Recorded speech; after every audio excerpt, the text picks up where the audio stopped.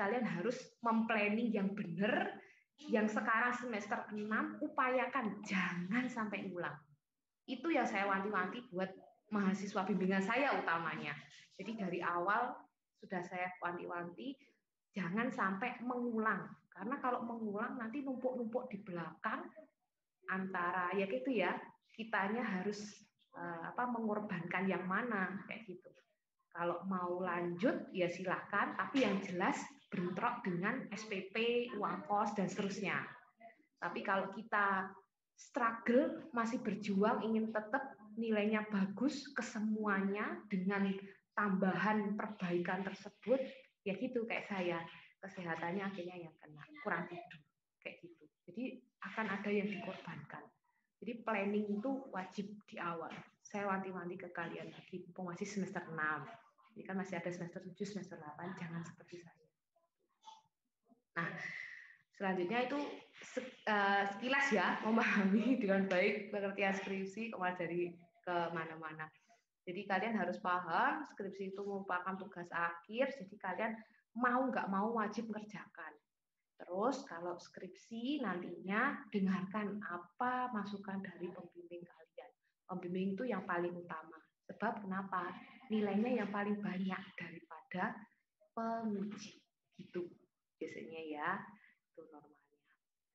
Kemudian yang ketiga, banyak melakukan observasi di lapangan. Nah, seperti yang kemarin saya berikan untuk saat pembuatan judul, jadi kalian harus melihat kondisi real di lapangan. Jadi tidak mengada-ngada terkait kondisinya, tapi memang benar-benar ada. Jadi nantinya kalau membuat latar belakang masalah, itu bukan membuat-buat masalah, tapi memang benar-benar ada masalah. Jadi nggak kesusahan kalian nantinya kalau buat latar belakang masalah. Selanjutnya, sering membaca jurnal dan artikel ilmiah. Nah, teman-teman ini kan kemarin sudah saya beritahu bahwa saya jenis-jenis jurnal itu yang benar gimana, artikel ilmiah gimana, baca juga skripsi punya kakak tingkat juga gitu ya. Semoga nggak salah kelas ya. Saya rasa saya sudah memberikan gimana cara baca jurnal yang benar, maksudnya jurnal yang memang benar-benar itu real jurnal, bukan jurnal yang tidak terindeks gitu ya. Jadi nanti kalau kalian baca jurnal, biasanya jurnal yang benar-benar memang benar jurnal itu ada kolom namanya gitu di bawah. Jadi sebentar, aku benar ingat. Saya beritahu ya. Saya carikan dulu. Nanti jangan-jangan saya memberikannya di kelas sebelah. Nanti kasihan kelas inilah.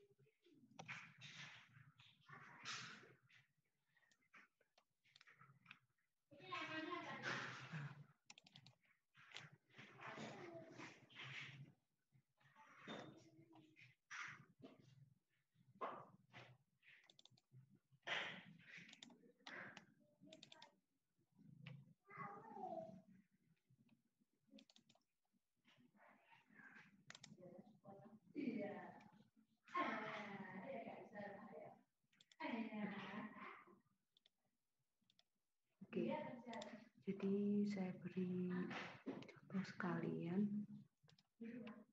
jurnal.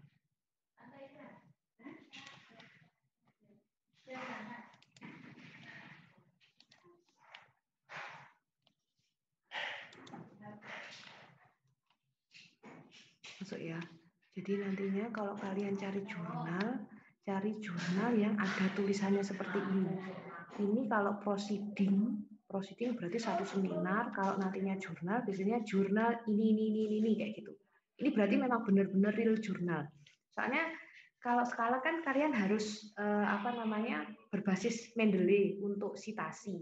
Jadi kalau bukan jurnal, dia biasanya nggak kebaca di Mendeley kayak gitu. Jadi seperti ini benar-benar jurnal kayak gini ya. Harus ada tulisannya ini. Ini namanya benar jurnal. Jadi ada halamannya juga. Kan kadang kalau kita ngambil jurnal itu kan tidak ada kop ya. Kop suatu jurnal tersebut. Gitu. Jadi harus hati-hatinya di situ. Oke, ini terkait jurnal, mumpung saya ingat. Saya lanjutkan.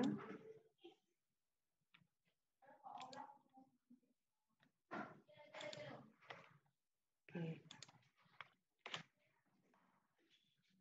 Untuk sering membaca jurnal dan artikel ilmiah. Kemudian yang selanjutnya menganalisa skripsi milik kakak tingkat. Ini hal yang paling mudah ya. Jadi teman-teman kalau kesusahan wifi bisa ke kampus saja, bisa baca di fakultas kan ada tumpukan skripsi milik kakak tingkat, seenggaknya bisa lihat-lihat itu.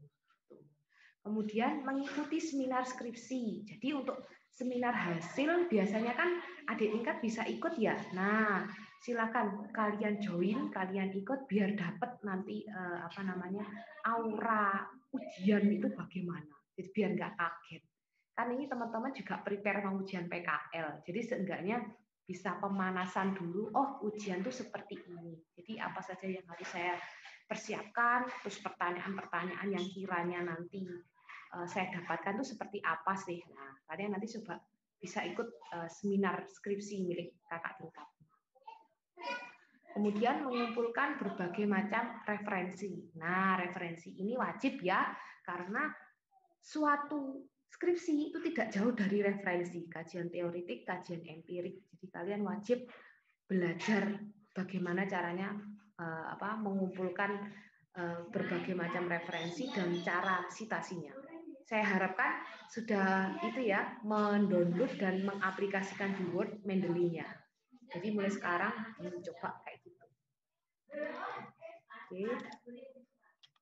Ini persiapan skripsi part 2. Yang pertama jelas juga mentalnya. Kemudian memilih topik, judul, dan metode yang sesuai. Kan di awal juga saya sudah menjelaskan terkait penelitian kualitatif, dan seterusnya itu ya. Kemudian juga memilih topik dan judul kayak gitu. Kemudian pilih juga, usahakan dosen pembimbing yang menguasai topik. Dosen pembimbing yang menguasai topik ini sangat penting. Kenapa? Beliau nantinya yang akan membantu kalian saat ujian, saat menghadapi penguji kayak gitu. Jadi yang membantu kalian nantinya. Jadi nanti kalau teman-teman semoga ya dapat dosen pembimbing yang sesuai dengan topik kalian. Jadi nantinya bisa membantu kalian saat ujian. Sebab kalau untuk dosen pembimbing sendiri di Sipil Unitri yang menentukan nanti KPS Pak Andika. Jadi ini nanti masuknya plotting yang mana. Jadi dosen-dosen di Sipil Unitri itu sudah dibagi. Nantinya masuk ke pembahasan topik tentang misalkan jalan transportasi, masuk struktur atau masuk ke keairan kayak gitu. Nanti akan dibahas. Nah, ini juga yang penting. Kenali karakter dosen pembimbing. Jadi kalian harus dan wajib tahu karakter dosen pembimbingmu kayak apa. Nah, seringkali kalau saya diberi bimbingan gitu ya, kan selama pandemi kan menggunakan Google Classroom. Nah, yang fatal ini bimbingan saya ini tidak bisa menggunakan Classroom. Nah, ini kan fatal ya. Ini kan menyulut emosi dosen pembimbingnya. Jadi saya harapkan hal sepele seperti ini jangan sampai terjadi ke kalian. Jadi kalian harus tahu karakter dosennya. Sampai hal sepele loh ya. Misalkan kalian WA atau SMS gitu, kesediaan beliau untuk membimbing di kampus atau mengkoreksi kerjaan kalian by Google Classroom atau by email atau by WA gitu. Jadi sopan utamanya yang di awal. Jadi kalian harus tanya, Bu, Pak, mohon maaf, saya bimbingan Bapak, Ibu untuk skripsi, misalkan seperti itu. Saya mengambil judul tentang ini untuk bimbingan apakah Bapak Ibu berkenan dengan pertemuan tatap muka atau mengumpulkan lewat Google Classroom atau lewat email kayak gitu, misalnya di awal. Itu jadi di awal nanti kalian semacam kenalan dulu gitu, dosennya ini maunya kayak apa sih. Nah, kalian juga harus mengalokasikan waktu. Seringnya kalau untuk anak Unitri itu kalau ngerjakan, kalau WA itu nggak tahu waktu. Kalau pengalaman saya ya. Jadi usahakan kalau menghubungi dosen itu ya jam kerja. Kalau seandainya tidak jam kerja, itu kalau dosennya mau ya. Tapi kalau yang nggak mau, itu biasanya ya hanya dibaca. Jadi kalau hanya dibaca, tidak membalas, jadi jangan sakit hati. Sebab ya memang kayak gitu, tipikal orang kan beda. Kalau biasanya kalau sudah di rumah, ada kerjaan kan ya juga all about rumah. Kalau kerja di kantoran, ya sesuai dengan jam kantor. Kayak gitu. Ini biasanya normalnya kalau menghubungi dosen ya sesuai dengan jam kerja. Kayak gitu. Itu yang paling sopan kalau menurut saya. Saya dulu juga kayak gitu. Nah, pengumpulan juga. Kalau misalkan kalian mengumpulkan hari ini, tunggulah sampai 2-3 hari. Kalau 3 hari tidak ada tidak ada respon terkait skripsi yang kalian kumpulkan, skripsi yang kalian bimbingkan, nah baru tanya lagi by WA atau menemui beliau secara langsung. Nah, target waktu ini kalian juga harus punya. Kalian nanti silakan buat diagram. Oh, minggu pertama saya harus selesai apa? Minggu kedua harus selesai apa? Jadi harus di planning kayak gitu. Kemudian kebal dan semangat revisi. Ini yang paling utama juga. Jadi harus tebal telinga, dapat hujatan kayak apa, harus dengerin aja. Kita ambil yang baiknya aja. Kita ambil sisi positifnya aja. Kalau nggak kayak gitu, nantinya skripsi kita kan nggak akan jadi. Jadi gini, saya dulu juga kayak gitu. Ini harus gini. Sabar gitu aja.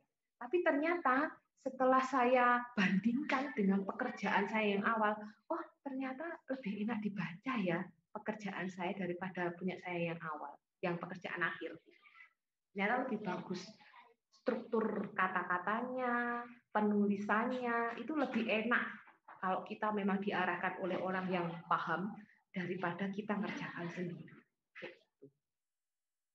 Kemudian kita juga perlu namanya teman senasib seperjuangan. Kalian cari teman kalian yang sesuai dengan bimbingannya. Misalkan pembimbing 1 Pak Andika. Carilah sama yang kayak Pak Andika itu siapa. Jadi nantinya semacam giliran kalau saya dulu. Oh, jam pagi misalkan saya menghubungi si A, kamu sudah di kampus, kamu sudah nunggu Pak Andika atau tidak? Gitu. Kalau misalkan tidak, kita cari yang lain. Oh, ini lagi di kampus, Pak Andika ada atau tidak? Kayak gitu. Nanti kalau misalkan ada, oh kita segera berangkat ke kampus, nyusul teman kita itu untuk ikut ngantri ke Pak Andika. Jadi kayak gantian gitu ya. Nanti kalau siangnya siapa gitu. Kalau kita pengen ke kampusnya siang, jadi bisa tanya-tanya ke teman-teman. Teman senasib itu wajib kita punya, karena kalau nggak kayak gitu nantinya kita nggak semangat untuk ngerjakan.